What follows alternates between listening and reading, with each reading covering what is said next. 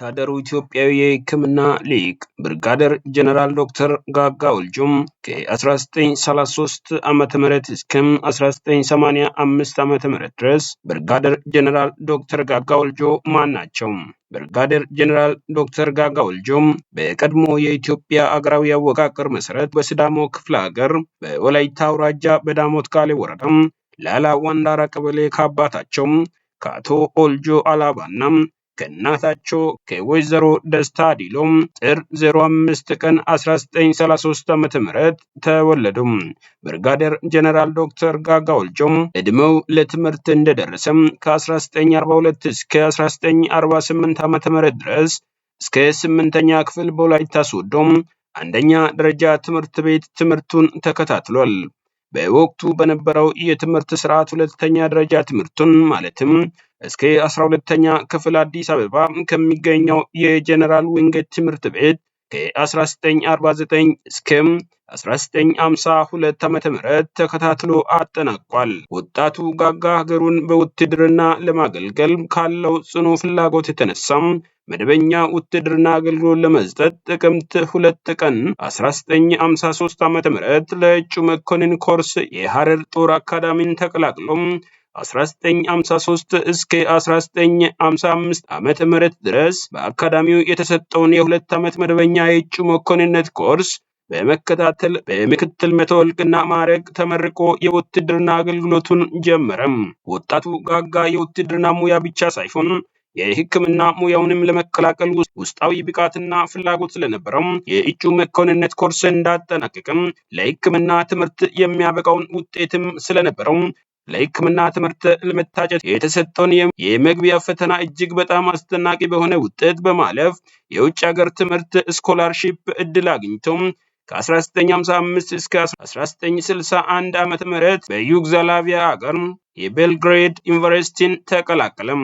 በነበረው የ6 ዓመት የሕክምና ትምህርት በየዓመቱ የላቀ ውጤት በማስመዝገብ ከአንደኛ ደረጃ ወደ መቀጠለው ደረጃም ስለሚያልፍ ዩኒቨርሲቲው በየዓመቱ ይሸልመው እንደነበር በግል ማህደር ላይ የተያዙ ሪፖርቶች ያረጋግጣሉ። ወጣቱ መኮንን ጋጋም በትምህርት የላቀ ውጤት ማስመዝገብ ብቻ ሳይሆን ትምህርቱን ለሕክምና ትምህርት አብሮት ከሄዱ አቻዎቹ ቀድሞ በመጨረስ ወደ ሀገሩ እንደተመለሰ ጭምር ሰነዳዊ ማስረጃዎች ያረጋግጣሉ። በመጨረሻም በአጠቃላይ ሕክምና የመጀመሪያ ሜዲካል ዲግሪውን በማግኘት ወደ ሀገር ቤት በመመለስ የስኬት ጉዞን ቀጠለም። በዚህ ጊዜ ነበር ወጣቱን መኮንን የሻምበል ማዕረግ ሲደመር ዶክተሬት ማዕረግ ይዞ የውትድርና አገልግሎቱን በድርብ ሙያና በድርብ ማዕረግ ማገልገሉን እየቀጠለው። ብርጋዴር ጀነራል ዶክተር ጋጋም በቀዳማዊ ኃይለ ሥላሴ የጦር አካዳሚ በአራተኛው ጊዜ የእጩ መኮንን ውድድራቸው ከፈጸሙ መኮንኖች መካከል አንዱ ናቸው። ጥቅምት 2 ቀን 1953 ዓመተ ምህረት ለእጩ መኮንን ኮርስ የሐረር ጦር አካዳሚን ተቀላቅሎ ከ1953 እስከ 1955 ዓመተ ምህረት በአካባቢው የተሰጠውን የ2 ዓመት መደበኛ የእጩ መኮንነት ኮርስ በመከታተል በምክትል መቶ እልቅና ማዕረግ ተመርቆ የውትድርና አገልግሎቱን ጀመረ። ምክትል መቶ አለቃ ጋጋና አቻዎቹ ከእጩ መኮንነት ኮርስ ከተመረቁበት ዕለት ጀምሮ እስከ መስከረም 30 ቀን 1958 ዓመተ ምህረት ድረስ ለ2 ዓመታት በምክትል የመቶ አለቅነት ሲያገለግሉ ቆይቶም ጥቅምት 1 1958 ዓመተ ምህረት የመቶ እልቅና ማዕረግ እንዲለብሱ መታዘዙን በኢትዮጵያ ንጉሠ ነገሥት መንግስት የሀገር መከላከያ ሚኒስቴር ጥቅምት 30 1955 ዓመተ ምህረት በደብዳቤ በቁጥር 609316 የጻፉት ደብዳቤ ጠቅሶም የጦር ሰራዊቱን ጠቅላይ መምሪያ ሂዳር 2 1958 ዓመተ ምህረት በደ ህዝባር ቁጥር 1 ባር ሚ 20 ህዝባር 10 ህዝባር 14 69 ህዝባር 61 በጻፉት የሹመት ደብዳቤም ከምድር ጦር መምሪያ ጋጋን ጨምሮ 52 ምክትል መቶ አለቃዎች በመቶ እልቅና መሾማቸው ተገልጧል። የምክትል መቶ አለቃ ጋጋ ወልጆ ስም በየዕለቱ ከተሾሙ 52 መኮንኖች መካከል በተራ ቁጥር 30ኛ ላይ ይገኛል። የጋጋ ስም የተጠቀሰበት ክፍልም በአንደኛ ክፍለ ጦር ክቡር ዘበኛ ከተሾሙት 30ኛ እጩዎች መካከል በተራ ቁጥር 30ኛ ላይ ተመዝግቦ ነው የሚገኘው። ይህ የሚያሳየው ምክትል መቶ አለቃም ጋጋ ወልጆ ከጦር አካዳሚ ተመርቆ እንደወጣም የተመደበበት የጦር ክፍል ክቡር ዘበኛ አንደኛ ክፍለ ጦር መሆኑን ያመለክታል። ይሁን እንጂ የመቶ እልቅና ማዕረግ እንዳገኘ ጋጋም በዚህ ክፍል ብዙም እንዳልቆየ የነበሩ መጻጻፎች ያሳያሉ። ለምሳሌ በደብዳቤ ቁጥር 3 ዝባር ሚ ዝባር 10 ዝባር 9 ዝባር 0558 ዝባር 27 ና ናሴ 20 ቀን 1957 ዓመተ ምህረት ከምድር ኃይል ሕክምና መምሪያ ለጦር ሰራዊቶች ጠቅላይ መምሪያ የተጻፈው ደብዳቤ እንዲህ ይነበባል። ናሴ 12 ቀን 1957 ዓመተ ምህረት በቁጥር 3 ሚ ዝባር 25 ዝባር 9 4500 የተላለፈውን ደብዳቤ መሰረት በማድረግ ቁጥር ሜ 221 ምክትል መቶ አለቃ ጋጋ ወልጆ በዚህ መመሪያ ከተደለደሉበት ጊዜ ጀምሮ ውጭ ሀገር በሕክምና ትምህርት ላይ ሲሆኑ በዚህ ትምህርት የሚያሳዩት ጥረትና ትጋት የሚያስመሰግን ከመሆኑም በላይ እንዲሁም ያላቸው ችሎታ ለከፍተኛ ማዕረግ የሚያስመርጣቸው ስለሆነ የሚቀጥለው ማዕረግ እንዲሰጣቸው ስንገልጽ በማክበር ነው። የሚነበብ ማህተምና የምድር ጦር ሕክምና መምሪያ አዛዥ ስምና ፍርማ አለው።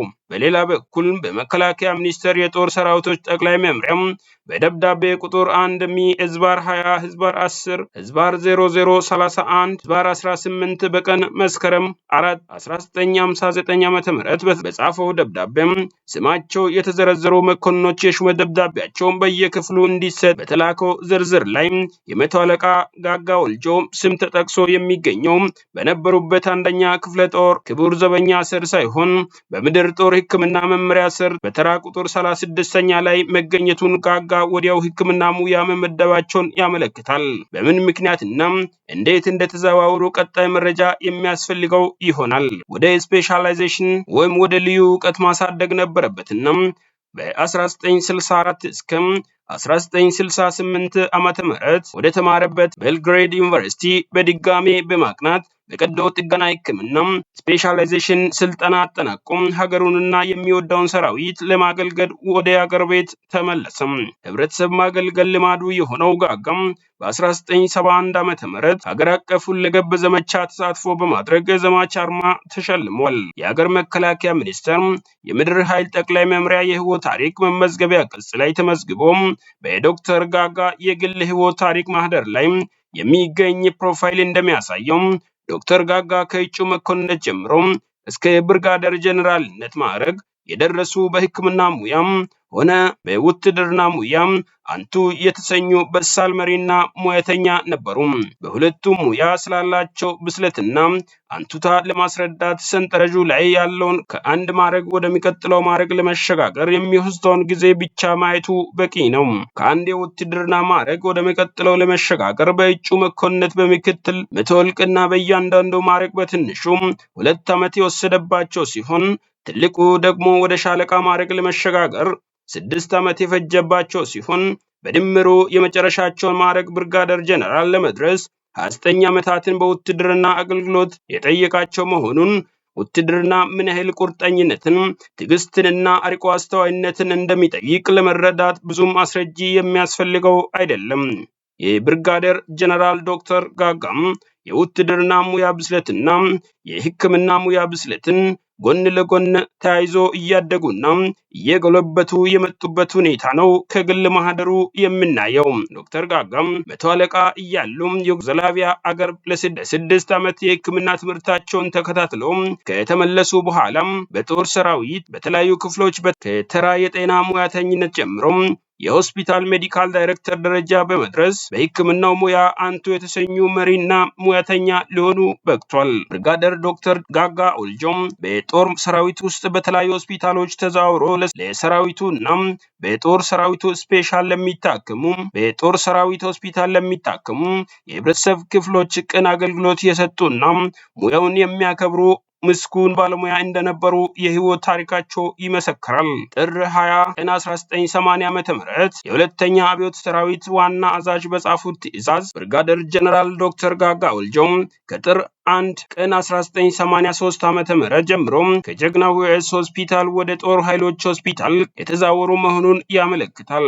ከ1983 እስከ ህይወታቸው እስካለፈበት ነሐሴ 18 ቀን 1985 ዓመተ ምህረት ድረስ በጦር ኃይሎች ሆስፒታል አገልግሎት ሰጥቷል። እዚሁ ላይ መታወቅ ያለበት በ1983 ዓመተ ምህረት የደርግ ስርዓት ተንኮታኩቶም ሲወድቅና የመንግስት ለውጥ ተደርጎ የቀድሞ የኢትዮጵያ ሰራዊት ስበትን ጀነራል ዶክተር ጋጋ ወልጆ ምንም አይነት ኩርፊያ ሳያሳዩና አንድም ቀን ስራቸውን ሳያቋርጡ የሙያ ስነ ምግባራቸውን በትክክል ያከበሩና ቅን አገልግሎት መስጠቱን እንደቀጠሉ በማህደር ላይ ያለው ታሪካቸው ይናገራል። ግላዊ ችሎታቸውን በሚመለከት ከሚያስደንቁ የጀነራል ዶክተር ጋጋ የግል ችሎታቸው ከሚያስደንቁ የጀነራል ዶክተር ጋጋ ወልጆ የግል ችሎታዎች መካከል አንዱ የቋንቋ ችሎታቸው ነው። ከግል ታሪክ ማህደር ላይ መመልከት እንደሚቻለው ዶክተር ጋጋ አማርኛ፣ እንግሊዝኛ፣ ዩጎስላቪኛ፣ ፈረንሳይኛ መጻፍ፣ ማንበብ፣ መናገርና መስማት የሚችሉ ሲሆን የአፍ መፍቻ የሆነው ወላይተኛ ቋንቋን መናገርና መስማት የሚችሉ መሆናቸውንም እንመለከታለን። ወላይተኛን መጻፍና ማንበብ ያልቻሉበት ምክንያት በዘመኑ በነበረው ስርዓት የብሔረሰቡ ቋንቋ እድገት ደረጃ በዝቅተኛ ደረጃ ስለነበር ሊሆን እንደሚችል ይገመታል። የዶክተር ጋጋ ወልጆ የቤተሰብ ሁኔታ ባለትዳርና የ6 ልጆች አባት እንደነበሩ ማወቅ ተችሏል። በቪክቶሪያ ጋጋ ወልጆ ሰኔ 17 1959 የተወለደች፣ ግሎሪያ ጋጋ ወልጆ ናሴ 12 ቀን 1960 ዓ.ም የተወለደች፣ ማርታ ጋጋ ወልጆ ታኅሳስ 22 ቀን 1964 ዓ.ም የተወለደች፣ ብሌን ጋጋ ወልጆ ሂዳር 13 ቀን 1973 ዓ.ም የተወለደች፣ ውድኔ ጋጋ ወልጆ ጥር 9 ቀን 1973 ዓ.ም የተወለደ፣ እትዬ ጋጋ ወልጆ ሚያዝያ 15 ቀን 1977 የተወለደች የብርጋዴር ዶክተር ጋጋ ወልጆ አብራክ የተገኙ ልጆች ናቸው። ከነዚህ መካከል ቤልግሬድ ዩኒቨርሲቲ የሕክምና ትምህርታቸውን ሲከታተሉ በነበሩበት ዩጎዝላቪያ አገር ሲሊያና ከተባሉ ዩጎዝላቪያዊት የሕክምና ተማሪ ጋር በፍቅር ተሳስሮ እዚያው አገር ትዳር መስርቶ በ6 ዓመት የትምህርት ዘመን ውስጥ 2 ልጆች አፍርተው ወደ አገር ቤት እንደተመለሱ ማወቅ ተችሏል። ከሁለተኛ ባለቤታቸው ሻምበል ሲስተር ሂሩት ወርቁ ጋር ጋብቻ መፈጸማቸው ከግል ማህደራቸው ማወቅ ተችሏል። በግል ማህደራቸው ሻምበል ሲስተር ወርቁ የቅርብ ተጠሪ ሆኖ ተመዝግቦ ይገኛሉ። ዶክተር ጋጋም የመኖሪያ አድራሻቸው በአዲስ አበባ ከተማ በልደታ አውራጃ በከፍተኛ 23 ቀበሌ 12 የቤት ቁጥር 1050 ይኖሩ እንደነበር የግል ማህደራቸው ይናገራል።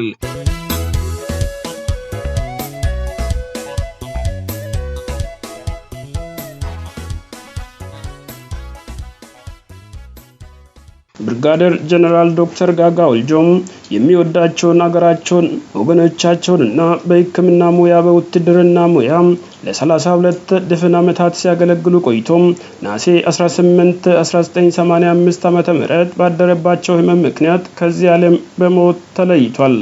ከግል ማህደራቸው እንደተረዳሁት ብርጋዴር ጀነራል ዶክተር ጋጋም ለሀገራቸውና ለሚወዳቸው የኢትዮጵያ ሰራዊትና ህዝባቸው ላበረከቱት ቅን አገልግሎታቸው በርካታ የምስጋና ደብዳቤዎች ከሰራዊቱ ከፍተኛ ኃላፊዎች ተጽፎላቸዋል። ብርጋዴር ጀነራል ዶክተር ጋጋ ወልጆ በኢትዮጵያ ሰራዊት ከመጀመሪያዎቹ ወታደር ቀዶ ጥገና ስፔሻሊስቶች መካከል አንዱ ሲሆኑ የመጀመሪያ ከወላይታ ማህበረሰብ የወጡ ጀነራል ሐኪም ነበሩ። ወደ ውጭ ሀገር ዩጎዝላቪያ ሀገር ተልኮም ከአቻዎቻቸው ቀድሞ የሕክምና ትምህርታቸውን አጠናቀው የተመለሱ ድንቅ የአእምሮ ባለቤትም ነበሩ። በቀዶ ጥገና ሕክምና ሙያ በጦር ኃይሎች ሆስፒታል ስማቸው ገኖ የሚነሳላቸው ዶክተሩ ብዙዎች የኢትዮጵያ ወታደሮች ጦር ሜዳ ቆስሎ በቀዶ ጥገና ሙያቸው የታደጉ ምስጉን ወታደር የሕክምና ዶክተርም ነበሩ። ብርጋዴር ጀነራል ዶክተር ጋጋ ወልጆ የወላይታ ምድር የወለደቻቸው ምርጥ የሕክምና ሊቅም ነበሩ። እኚህ በሙያቸው የተከበሩና የተወደዱ ሰው እስካሁን ድረስ ለሳቸው የሚመጥን መታሰቢያ አልተሰራላቸውም። መካነ መቃብራቸው ፈርሶ ሊጠፋ እንደተቃረበ አንዳንድ ወገኖች ገልጸውልኛል። ከአብራክ የተገኙ ልጆችም የት እንደሚገኙ አይታወቅም። ከወላይታ ከሚገኙ የአባታቸው ዘመድም ጋር ያላቸው ግንኙነት በውል አይታወቅም። የሚያውቃቸው ካለ በኢንቦክስ ወይም በስልክ ቁጥር ቢያሳውቁኝ የዶክተር ጀነራል ጋጋ ወልጆን ታሪክና ሙያዊ ገድል በጥልቀት ለመጻፍ ይቻላል።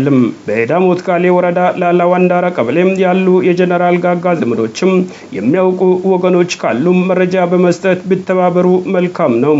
ለኢትዮጵያ ወታደራዊ የጤና አገልግሎት ላበረከቱት አስተዋጽኦም ቢያንስ ለረጅም ዓመታት ባገለገሉበት የጦር ኃይሎች ሆስፒታል ወይም በመከላከያ ጤና ሳይንስ ኮሌጅ በስማቸው የሚጠራ መታሰቢያ ቢሰራላቸው መልካም በሆነ ነበር። ይህ ካልሆነ ግን በትውልድ ሀገራቸው የወላይታ ሕዝብ እንዲያሰራላቸው ቢደረግ መልካም ነው። ይህ የብርጋዴር ጀነራል ዶክተር ጋጋ ወልጆ ህይወት ታሪክ የተጻፈው ታሪካቸውን በቅርበት በሚያውቁ ሌላኛው ሀገራቸውን ኢትዮጵያ በጀግንነትና በእውቀት ያገለገሉ ከወላይታ አብራክ የወጡ በክቡር ብርጋዴር ጀነራል ደሳለኝ ዳቼ ኡልቼ ነው። ይህንን ታሪካዊ ጽሑፍ ስላጋሩን በሚዲያችን ስም እናመሰግናለን።